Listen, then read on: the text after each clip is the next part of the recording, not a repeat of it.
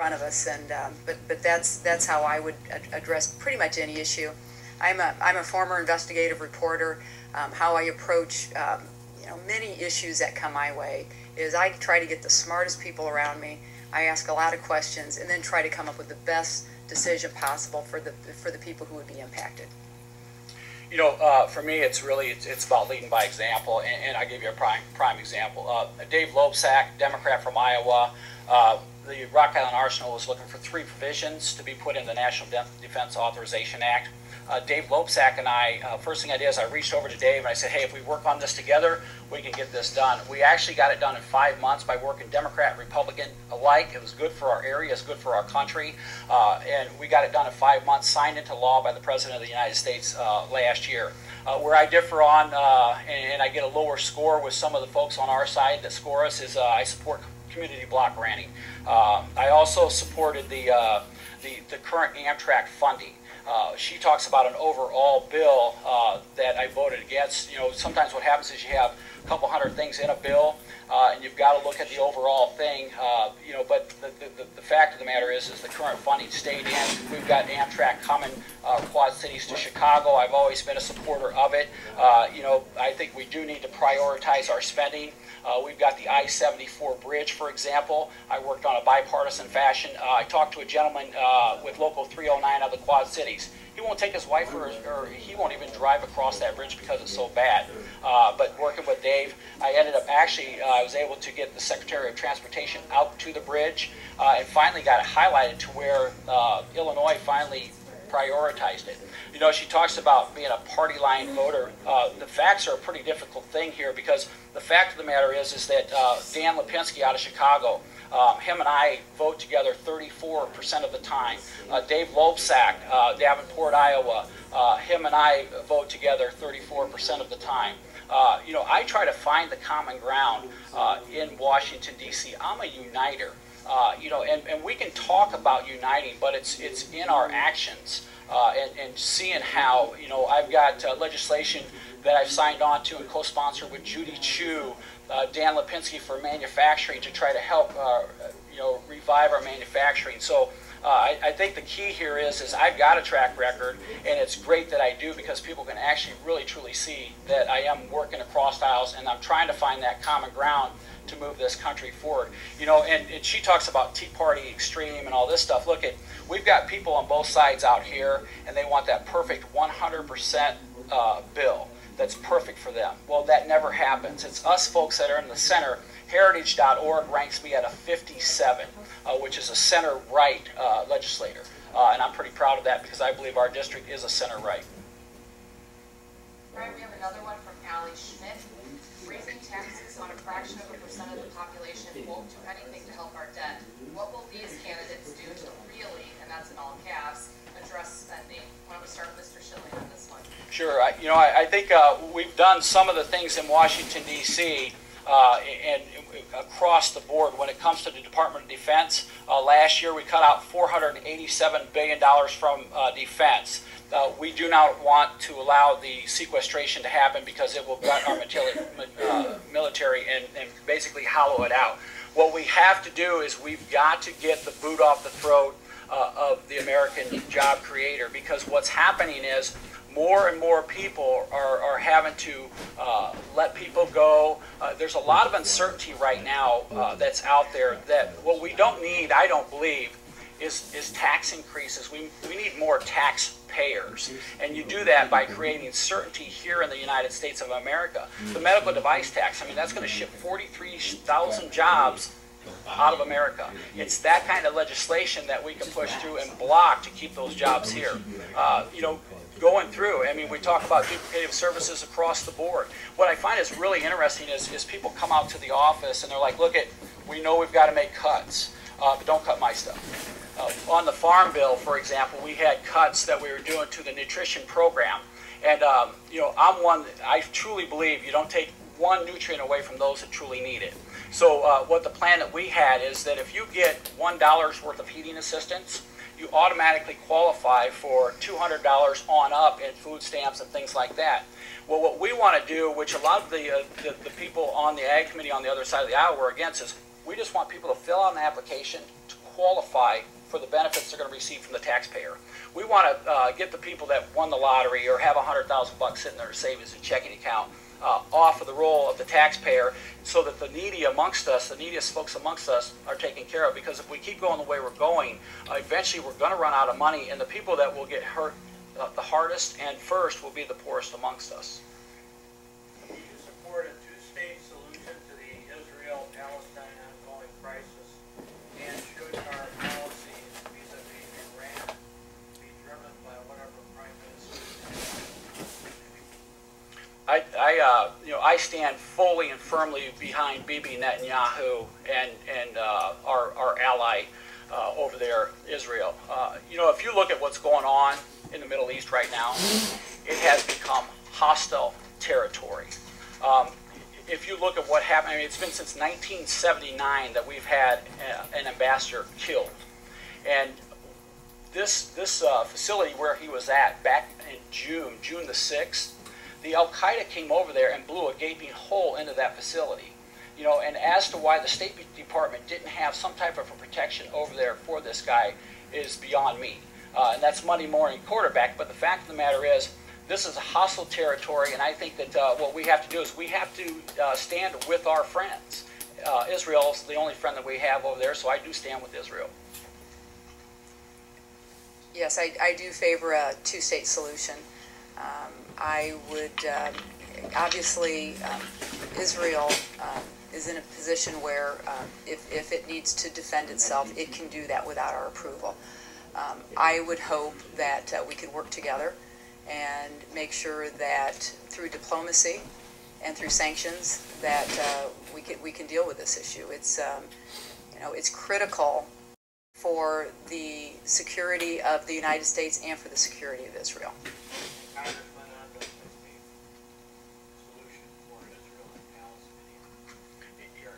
Yeah, I support them being separated.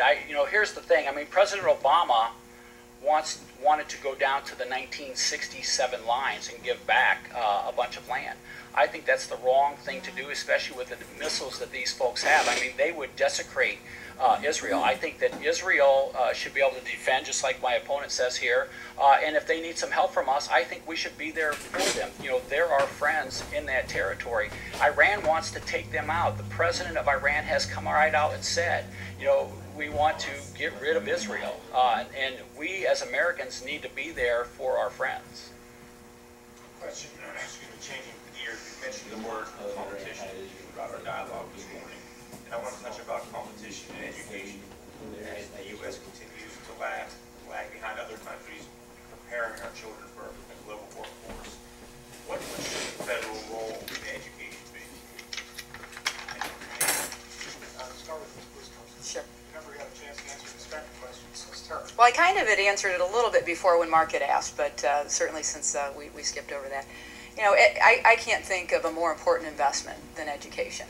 And, a regret I have on the campaign trail is that the topic of education hasn't been elevated as high as I would like it to be as far as our dialogue, because we're in the middle of an economy that we need to do so much work on. Medicare is such a concern to seniors.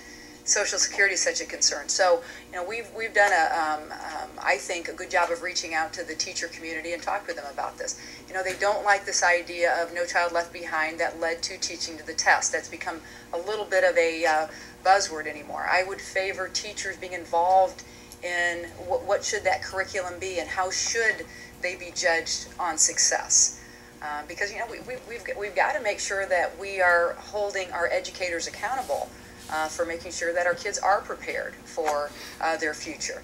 I'm a firm believer in investing in what now is being called STEM, the science, technology, engineering, and math. We need to invest in that because that is going to help fill these jobs that now we cannot fill.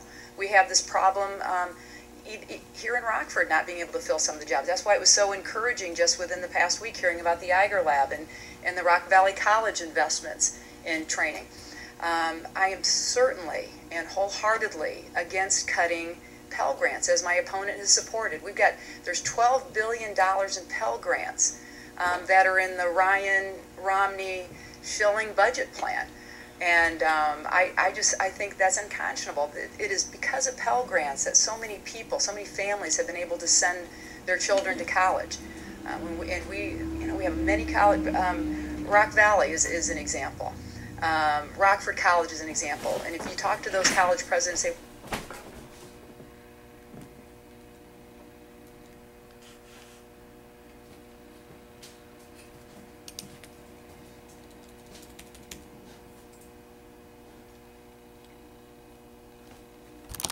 working, it's going to take investment, and that means at the state level, at the federal level, working with parents.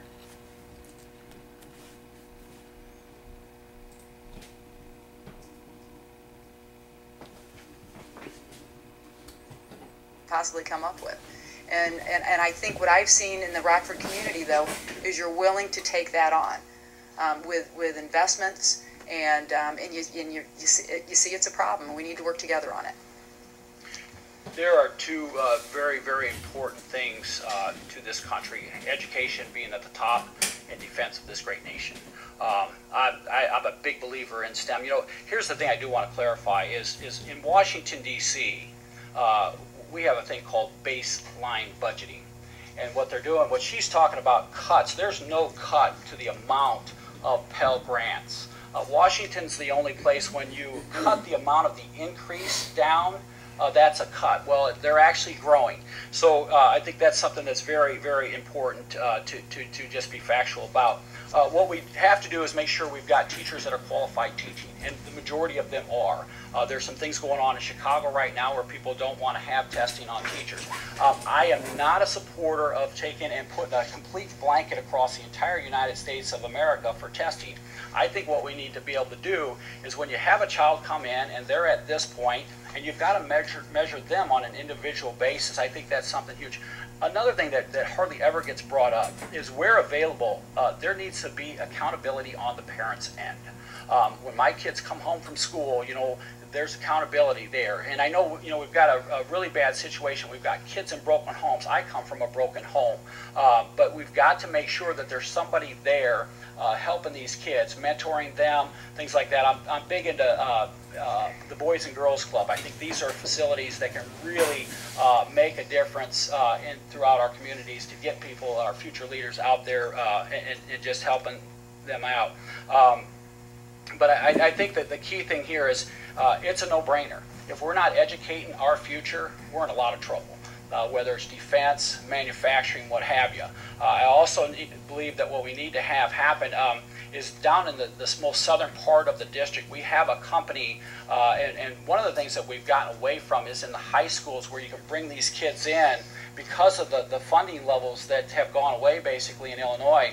Is we used to bring these kids in and be able to teach them, you know, different skill sets to get them ready to go right into the workforce. A lot of those places have become unfunded. I think that's something that's important. But one of the places down in southern Illinois, they make cardboard boxes. And what they did was they made a makeshift station to where this company actually brings kids from high school over and trains them how to run a 3-color press, and then when they're ready to graduate from high school, they come right in and they've got a job. And I think we're going to need to shift, and I think we need to capture these kids not just in high school, but we've also got to capture them in grade school when they're in the 7th and 8th grade, and try to steer them and give them a little bit of a hand to try to, you know, get them educated for what they're looking at doing and make sure they're going down the right path. We also need to address the cost issue of college. You know, you can raise Pell Grants as high as you want, but every time you raise the Pell Grant, the cost of college goes up by that amount or more. So we've got to really dig in and make sure that we're addressing the cost issue also. Well, first of all, you mentioned about parental involvement. I don't think that's something we can legislate, but I think the fact that when you're talking about the budget and everything being on the table, and that Head Start also would be on the table, I think you know, when we're talking about parental involvement, Head Start can be a critical part of that. So to not invest in something like that, or to say that that's on the table for cuts as well, I don't think that lends itself to investing in education. We've run out of time. We could probably keep this going all day, but I know you both have other... I'll just need more water. we could arrange that. So, do either of you have Rockford appearances today? We do. Okay. Where are you going to be in case somebody wants to go out and eat? We're headed up to, what's the name of the restaurant we're headed to, Terry? And then we're visiting with the realtor board today. Okay. And Ms. Bustos? Nothing else today here, but we're here every week, so we'll certainly let you know when we have public appearances. All right. Thank you very much. Thank you. Thank you to Sherry Bustos and Bobby Schilling for agreeing to be here today. Thank you to the editorial board members and guests in the audience. Thank you to Margot and Jacob for doing the technical work to get this all done. And